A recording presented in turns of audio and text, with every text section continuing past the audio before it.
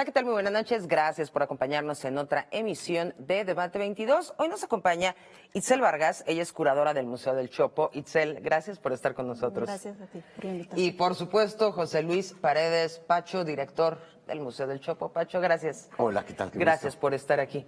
¿Cómo está el Chopo después de la pandemia, después del cierre? Bueno, nunca cerramos. Estuvimos trabajando todo desde marzo de hace ya más de un año, con una programación súper intensiva virtual, mucha de la cual se puede ver todavía en la página web.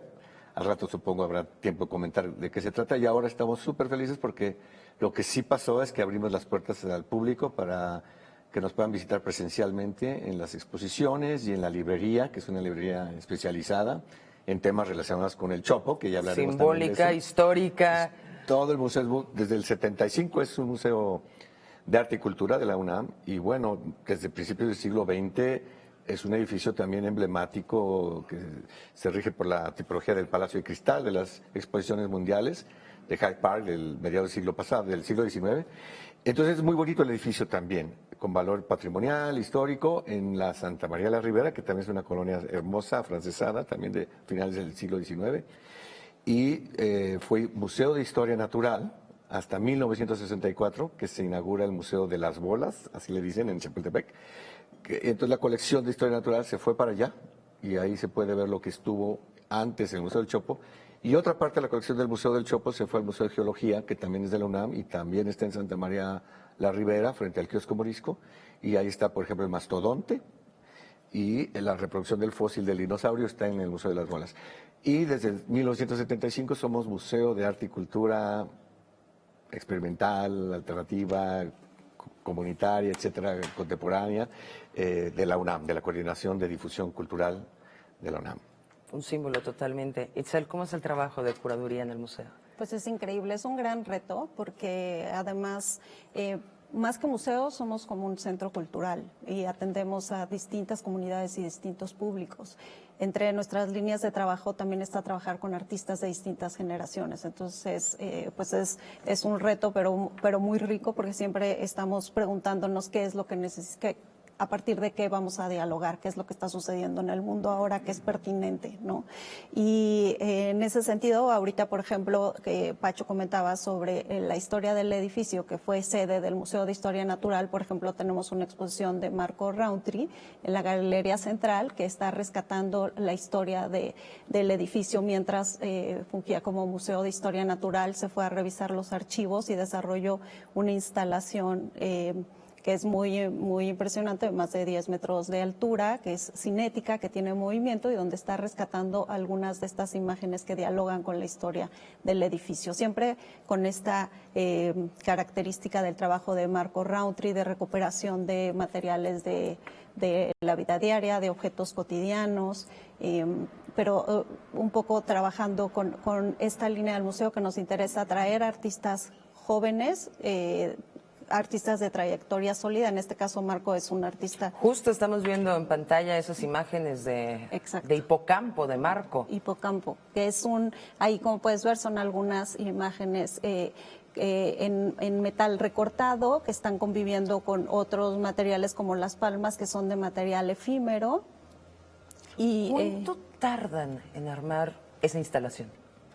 Esa instalación, bueno, son meses de planeación, ¿no? Además, pues como ustedes saben, pues es un edificio que tiene un carácter histórico, entonces siempre tenemos que cuidar, ¿no? El inmueble.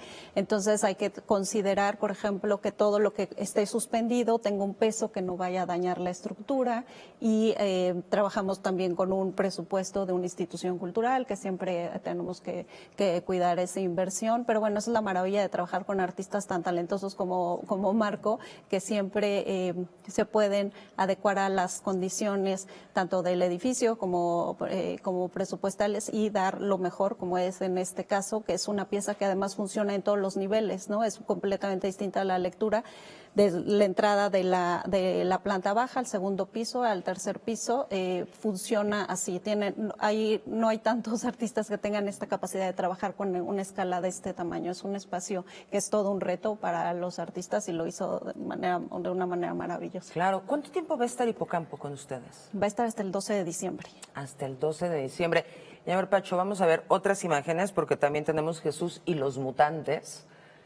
Cuéntanos acerca de esta muestra. Esta es una exposición de fotografía de Rubén Ortiz, un artista nacido en la Ciudad de México que radica y trabaja en Los Ángeles, California.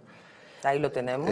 Sí, y él, aparte su obra artística, por la cual se le conoce más, tiene una práctica desde los años 80, desde que era estudiante, digamos, de preparatoria, fotográfica, pero siempre con una búsqueda artística. Y lo que estamos exhibiendo hoy en el Museo Universitario del Chopo con este título de Jesús y los mutantes, el eterno retorno, son fotos tomadas en los 80 en su entorno de amistad, en su entorno cotidiano de cuates de la prepa, digamos, muy con imaginarios de la cultura pop, del rock, del punk, que en principios de los 80 empezaba a llegar, o ya había llegado a México, pues, pero empezaba a expandirse.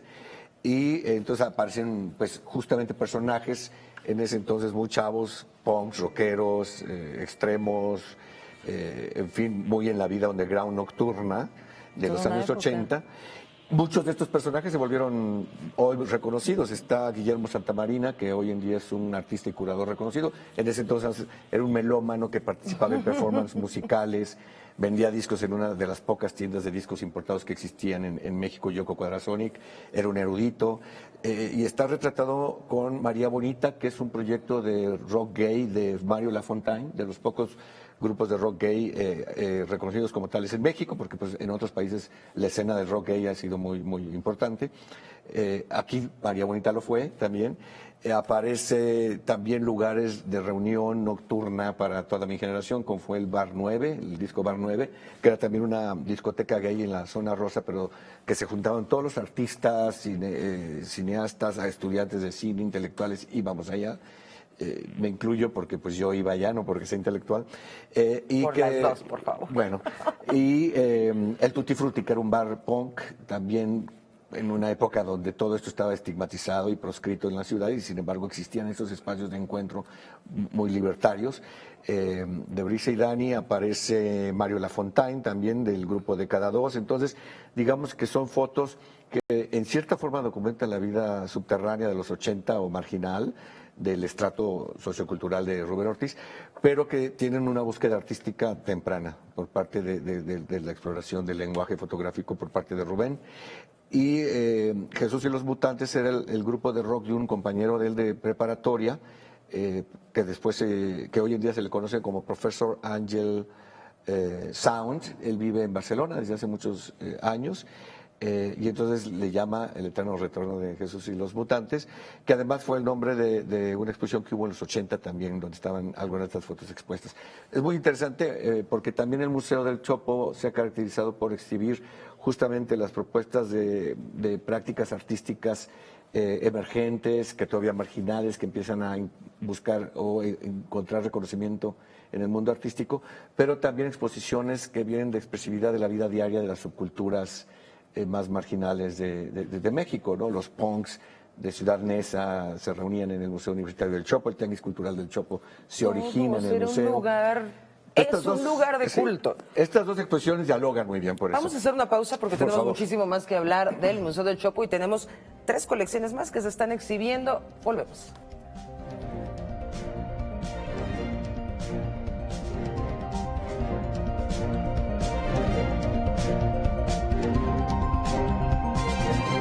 Estamos de vuelta con el Museo del Chopo, mucho que hablar en el corte. Itzel, vamos contigo, vamos a ver imágenes en pantalla de orgánico artificial. Cuéntanos acerca de esta colección que tienen ahí en el Museo del Chopo. Bueno, pues estamos súper entusiasmados con esta exposición también. Se llama, como tú dijiste, orgánico artificial, porque Maribel ha estado trabajando alrededor del tema de la naturaleza y cuál es nuestra relación como seres humanos, que nos parece súper pertinente después de la pandemia, además, tener este conjunto de obras que van desde papel, metal, Aquí lo tenemos madera. en pantalla. Ahí van a ver, esa es una pieza en papel, por ejemplo, en el trabajo ¿Hubiera de pensado que Maribel. era metal? No, es papel, se tarda meses y meses desarrollando cada una de estas piezas en papel, pero además el tema del tiempo es importante en el trabajo de Maribel, mira la que se ve también en el fondo, también es una pieza en papel, estos son dibujos claramente, Bellísimo. este es en barro, que juega con la durabilidad de los materiales. Esa pieza, la primera versión de esa pieza duró 10 minutos con vida porque la montó en un lugar al exterior, empezó a llover y después No de meses de puede trabajo se ser. deshizo. Esta es la segunda versión que tiene. Entonces ella juega, como decía, con la permanencia del material y además está cuestionando siempre de qué manera el ser humano, al mismo tiempo que interviene en la destrucción de la naturaleza, también siempre lo coloca en un lugar como místico, ¿no? Y entonces ella siempre está tratando como de retar estas nociones, jugando con su imaginación, con la fantasía, y si bien toma como referentes la naturaleza, nunca es una copia exacta de lo que existe, ¿no?, a nuestro alrededor. Entonces nos da muchísimo gusto presentar su trabajo porque es una artista que lleva décadas trabajando, que los 80 y 90 estaba en exposiciones en el Centro Cultural de Arte Contemporáneo, en Casa del Lago, en el Encuentro Nacional de Arte Joven, ha ido transitando entre distintos materiales. Mira, esta es una belleza también, que son sus libros de artista, ¿no? Entonces maneja formatos desde estos, que son de larga escala, hasta dibujos que tienen, pues, como todo el detalle, tiene una gran capacidad de factura, y lo que nos interesa es que las jóvenes generaciones conozcan el trabajo de artistas como Maribel, que llevan décadas y décadas trabajando, que tienen una carrera muy sólida y que no necesariamente ya se les ve de manera tan frecuente en espacios dedicados al arte contemporáneo. Justamente antes de pasar con las otras dos colecciones, Pacho, quería hablar contigo de este tema que estaba tocando Itzel. Yo tengo una lista de gente que el sueño de su vida sería exponer alguna vez en el Museo del Chopo. ¿Cómo es la selección? Estos artistas que lamentablemente muchas veces no tienen tanta difusión comercial o que no tienen la oportunidad o los conectes, ¿cómo llegar al Museo del Chopo y decir, este es mi arte, ¿qué hacemos? Pero es muy buena pregunta. En el Museo del Chopo se pueden hacer llegar propuestas, desde luego. Hay un consejo de programación, un consejo asesor externo, con el cual, junto con la Itzel, que es la curadora en jefe, y el equipo del área de exposiciones, y el equipo en general del Chopo, y el consejo, tomamos las decisiones. Esto es muy importante decirlo porque en la UNAM todo, propio de la vida académica, todas las decisiones son colegiadas, ¿no? En la vida académica y científica así es. Y lo mismo sucede en el Museo del Chopo. O sea, no es la decisión como en los años de antaño. Sí, no es tu dedo que dice, tú eres mi amigo, tú vas a exponer. Exacto. Para evitar justamente esta toma de decisiones unipersonales, pero no solo por eso, sino también porque la inteligencia colectiva siempre nos permite explorar nuevos hallazgos. Ese es el mecanismo, básicamente. ¿Cuánto tarda, por ejemplo, alguien? Yo voy y te propongo mi trabajo y te digo, esto es lo que hago. Todo este proceso... Toma tiempo porque la programación va muy adelantada, por un lado. Por el otro lado, el consejo normalmente se reúne 3 veces al año. Puede por algunas circunstancias reunirse extraordinariamente.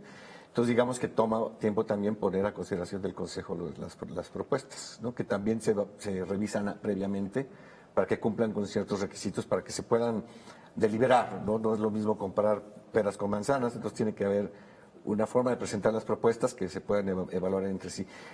Lo que no se acepta no siempre es porque no sea bueno, sino va de acuerdo también a un proyecto anual y un diálogo entre todas las exposiciones. No puedes estar exponiendo exposiciones de una sola línea todo el año porque hay muchísimo que explorar, ¿no? Y que programar.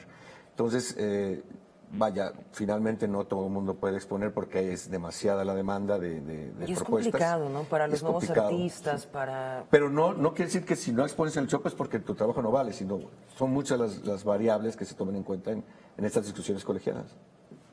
Que no pierdan el ánimo. Cuéntanos acerca de la librería del Chopo. Sí, para nosotros también es muy importante decir que en la librería del museo se ofrecen libros o publicaciones en general que van con la temática alternativa o experimental o, en su caso, contracultural del Museo Universitario del Chopo, y también, digamos, editoriales pequeñas. Por ejemplo, tenemos a la venta libros de la editorial española Traficantes del Sueño, de Sueños, una editorial de principalmente reflexión política y social, madrileña, que en su momento creo que éramos la primera librería donde se podían conseguir estas publicaciones. Hoy en día ya veo que hay muchas más en la ciudad, o algunas cuantas. Afortunadamente. De librerías también como muy autogestivas son las que se interesan por estas publicaciones. También fuimos de los primeros que empezábamos a vender Caja Negra, Pepitas de Calabaza, que esta última es también española, con temáticas, por ejemplo, sobre los hobos, que es una contracultura del siglo XIX, muy interesante, que perduró hasta entrado el siglo XX. Se dice que Bob Dylan fue hobo, por ejemplo, que son estos vagabundos de los trenes. En fin, yo sí invitaría a la gente que vaya, a que vaya al museo, que Sí, es se un meta a la librería, clavado aunque sea a maravilloso. ojear, ¿no? Es que hay una visita que es solo la librería. Pues sí, porque sí es bastante la diversidad de propuestas que tenemos ahí editoriales, ¿no? Y desde luego fanzines y otro tipo de cosas también alternativas, podríamos Claro. decir. Vamos a hacer otra pausa, regresamos. Nos faltan todavía 2 colecciones que tiene ahorita el Museo del Chopo. Ya volvemos.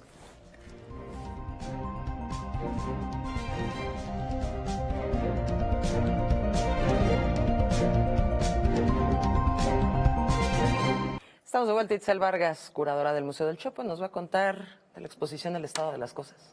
El Estado de las Cosas es un proyecto de Marcos Castro, quien ha estado muy en contacto con la historia de la pintura en México. Le interesaba desde su infancia, principalmente la obra de pintores mexicanos como el Dr. Atl, como relacionado a este interés por la vulcanología y todo lo que pasa alrededor de estas estructuras geológicas.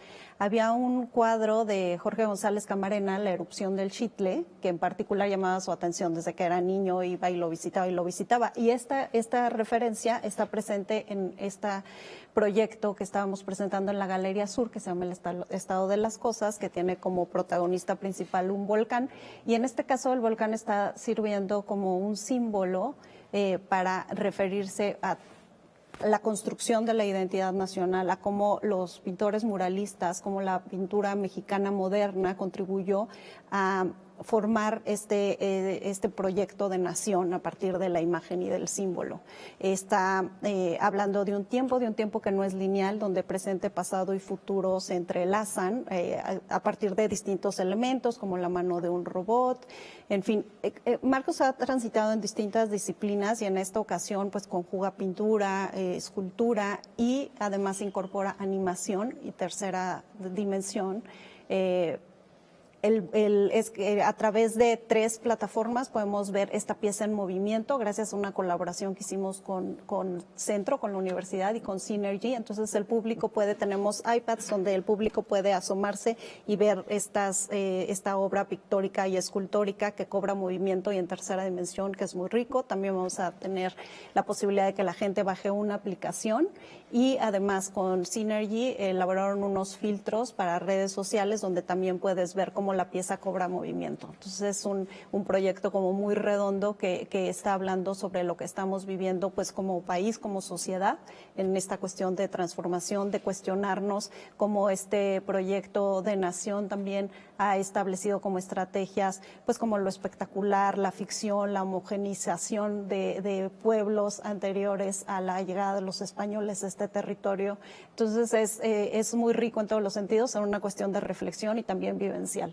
Qué maravilla. Pacho, ¿qué es Desobediente? Desobediente es el nombre de nuestro repositorio virtual para consulta de nuestro archivo. En el Museo del Chopo, con la intervención que hubo del edificio histórico con un equipamiento que va acompañado de una intervención arquitectónica del arquitecto Norten, se ha hecho andar un archivo muy potente, una mediateca, que nosotros hemos actualizado y renovado la interfase y se llama Desobediente. Es la posibilidad de acceder a los archivos del Centro de Documentación del museo, que en todos los museos son siempre muy importantes los archivos. En este caso, el Museo del Chopo, por su característica histórica de trabajo con comunidades subculturales, es un archivo que también documenta la práctica de estas comunidades LGTBQ+, punks, rockeros, etcétera, feminismos. Entonces, También, por ejemplo, siempre digo que somos la única fanzinoteca del país, pero el otro día fui a un centro cultural autónomo, autogestivo, y tenían una fanzinoteca, pero bueno, probablemente seamos la única institucional. Entonces tenemos una fanzinoteca para poder también revisar la práctica histórica de los fanzines desde finales de los años 70 en México.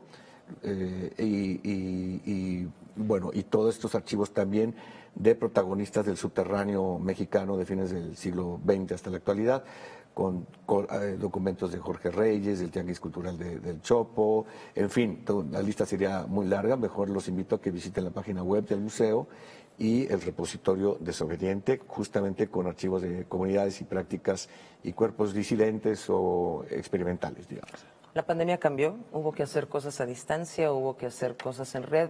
¿Ustedes se quedan con algo de eso? Tenemos una programación virtual todavía vigente, todavía tenemos actividades como, ahorita Itzel nos puede comentar de un seminario de escrituras disidentes justamente, de género. Tenemos también los archivos de todo lo que se programó durante el confinamiento en la pandemia, como El Mundo Hoy, Arte y Política y Contracultura, con gente como Rita Segatos, Grail Marcus, Jos Piña Narváez, activistas y pensadores. Eso se puede visitar todavía como archivo. Y tenemos también un seminario los viernes sobre las sonoridades y la música de los pueblos originarios. Es muy nutrida la programación que tuvimos y que seguimos teniendo virtual, justamente. Yo invitaría a que también por ahí puedan visitarnos. Y sí, desde el día 1 del confinamiento empezamos a lanzar una programación muy nutrida, basándonos justamente en nuestro trabajo de archivo y también en la producción de nuevas propuestas virtuales, digamos, tanto de artes vivas, porque ya lo dijo Itzel, somos un centro cultural que funciona como museo o un museo que funciona como centro cultural. O sea, es un museo punto de con mucha reunión experiencia. y casa de todos. No solo es un lugar para contemplar el arte, como se espera siempre del museo, sino vivirlo, digamos. Hay mucha programación de artes escénicas, que ahorita no estamos programando por la pandemia todavía, pero se pueden visitar los archivos de lo que hemos hecho virtualmente.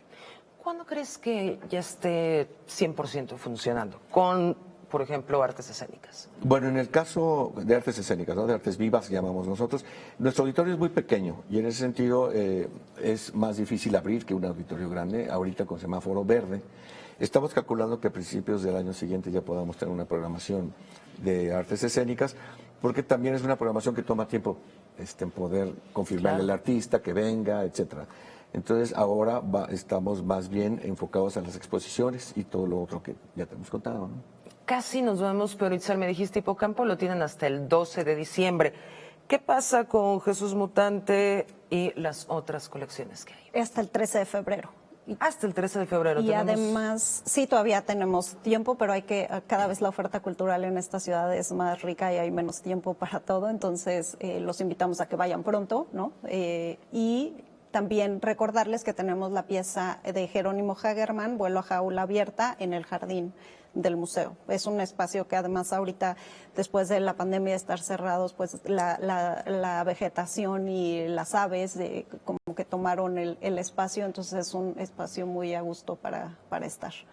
Todos felices de poder volver al Chopo y poder volver al mundo y a la vida. Y luego se pueden ir a comer ahí algo a los restaurantes del barrio, a la Alameda de Santa María, vale la pena. Claro, un lugar precioso en una zona única de la Ciudad de México. Y bueno, ¿cómo va la gente? ¿Ya están regresando? Sí, hemos tenido visitas ¿Como desde que abrimos. prepandemia o no? No alcanzamos todavía. No, porque además tenemos un aforo limitado al 30%, al 50% ya con el semáforo verde, pero eso nos impide, digamos, poder hacer inauguraciones con protocolos o con algún tipo de actividad que invite a la gente a reunirse y convivir. Pero bueno, es algo que retomaremos, ¿no? Esperemos que sea a principio ya de año. Esperemos que que pase pronto esto. Por lo pronto tener este aforo del 50%. Sí. Ya es mucho, ahí están todas las colecciones. Muchas gracias, Itzel. Gracias, Pacho, a ti. muchas gracias. Gracias Por allá a ti. nos vemos en el Chopo. Por favor. Ahí nos- Gracias por habernos acompañado. No le cambie, se queda con Pantalla de Cristal.